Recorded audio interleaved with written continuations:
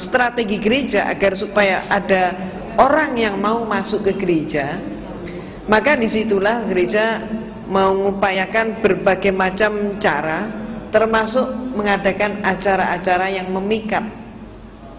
Maka perbedaannya, Islam dan budaya jauh berbeda, tapi Kristen sangat kental dengan sinkretisme. Ini bedanya. Jadi sekali lagi, kalau di dalam Islam, agama dan budaya beda. Tapi kalau di dalam agama Kristen, sinkretisme di dalam agama itu banyak sekali terjadi. Demikian pula acara Natal ini adalah justru untuk memikat supaya orang masuk, tertarik dan masuk ke gereja. Maka mereka menyediakan berbagai macam peringatan. Coba kalau kita urut nih ya Pak ya, mulai anak kecil. Anak kecil itu dipikat dengan apa? Sinterklas. Antara Sinterklas dengan gereja nggak ada keterkaitan langsung, itu hanya cerita dongeng yang dibuat-buat. Siapa Saint Claus? Itu pun hanya ada pemberitaan pendek bahwa Saint Claus adalah seorang laki-laki kakek dermawan, titik. Tapi bagaimana Saint Claus masuk ke gereja? Nah ini muatannya sudah di situ. Ini untuk anak kecil. Berikutnya lagi anak kecil kemudian dipikat dengan pembagian permen, coklat, hadiah-hadiah dalam rangka apa? Dalam rangka Paskah. Apa hubungannya antara Paskah dengan telur? Juga tidak ada. Tapi pada saat itu setiap anak tertarik untuk memberi warna pada telur. Kemudian diadakan acara keranjang sekeranjang telur, dihias bagus, diumpetin. Siapa yang bisa mencari mendapatkan, selain dapat telur, dapat coklat, dapat permen, juga dapat hadiah. Nah ini untuk memikat anak-anak supaya mereka mau masuk ke gereja.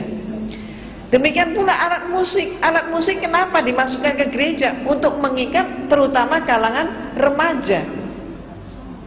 Maka untuk kalangan remaja diadakan suatu acara, antara lain yang namanya Valentine Day. Apa hubungannya Valentine Day dengan gereja? Tidak ada, tapi dipakai acara itu. Kemudian ada lagi yang namanya untuk segala umur adalah April Mop. April Mop dijatuhkan pada tiap tanggal 1. Itu adalah suatu hari penuh selama 24 jam, di mana seseorang itu dihalalkan untuk berbohong macam apapun juga. Dan yang dibohongi nggak boleh marah. Nah ini kan acara yang menarik gitu Pak. Ketika seseorang itu bohong dan yang dibohongin itu kaget sampai nangis segala macam. Misalnya ada berita dengan berita yang menyatakan pacarmu tadi kecelakaan lalu lintas gitu. Oh ini sudah nangis nih yang diberitahu, pacarnya kecelakaan lalu lintas. Maka yang bersangkutan datang dengan baju berdarah. Ternyata baju berdarah dari pemotongan hewan. Ternyata pacarnya nggak apa-apa, nggak mati, tapi dia dibilang April Mop, jadi nggak boleh marah. Dan acara-acara itu kan nggak ada sangkut pausnya dengan acara keagamaan, tapi masuk dalam bagian mereka. Termasuk apa dahulu yang sangat oleh mereka dikatakan itu sebagai acara berhala, yaitu Halloween. Halloween dulu nggak boleh. Tapi kita tahu sendiri, lambat laun gereja juga pakai Halloween. Karena seru ya. Karena seru, menarik kan. Nah itu Pak, acara-acara mereka begitu. Jadi informasi sebenarnya itu sebetulnya bisa didapat di berbagai ensiklopedia. Baik ensiklopedia Americana maupun juga Katolikana, Britannica juga ada. Tapi memang tidak di blow up untuk seluruh umat. Kenapa? Kalau di blow up, umat tahu bahwa sebetulnya tidak seperti itu, mereka nggak mau Natalan. Kalau tidak mau Natalan, konsekuensinya gereja sepi. Karena gereja itu ramenya justru pada saat Natal. Natalnya dibuka, gerejanya sepi dong Pak. Nah, jadi itulah sebabnya. Artinya jalan sini kalau umum untuk masuk dari akses ke sana diperbolehkan ke gereja atau memang hanya kalangan gereja aja tersendiri. Seperti ibu pada itu kan ibu dari non muslim masuk ke muslim itu karena ibu pelajari. Iya. apakah informasi tersebut hanya diakses oleh internal gereja sendiri atau hal yang ramai pun boleh diakses gitu? Informasi dari internet dan nikah ada di Amerika itu. Biasanya untuk kalangan terbatas, Pak. Bukan cuma kalangan gereja, kalangan terbatas, kalangan tokoh-tokoh aja yang ngerti, umatnya pun nggak ngerti.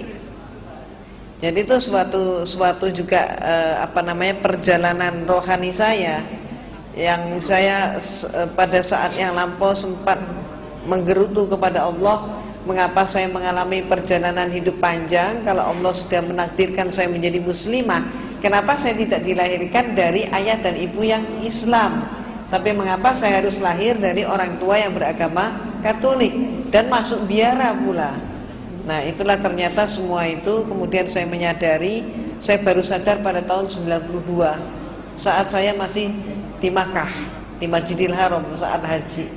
Maka segera saya pun mohon ampun sekaligus sujud syukur bahwa Allah Maha Pemurah, sehingga saya mampu menikmati nikmatnya iman dan nikmatnya Islam justru dengan perjalanan panjang seperti itu.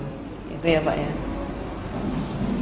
Baik, kajian kakak ini kita sudahi, berhubung jam 2 nanti kemudian ada acara. Kesimpulan dari makan toleransi adalah mampu dihukum oleh adik. Ya. Untukku agamamu, untukku agamamu. Iya betul.